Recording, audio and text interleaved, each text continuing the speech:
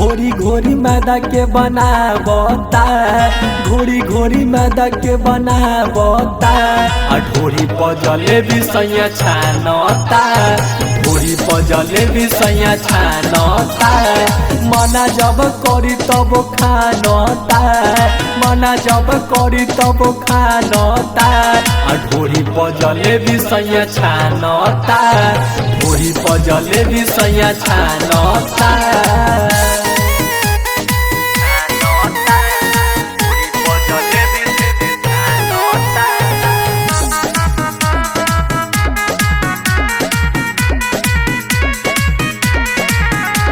बाजारे से किन ले आवेला चीनी, डालेला ओही में पानी हो, कितना ल कही कैसे हम रही, कहेला दिलावर जाने हो। अरे माई कब में हर न बुझे, अरे सखी रे सखी बड़ा दर्द दे दे, अरे सखी रे सखी एने ओने ओला के फानता, एने ओने ओला के फानता, ढोरी पजले भी सैया छानता, ढोरी पजले भी सैया छानता।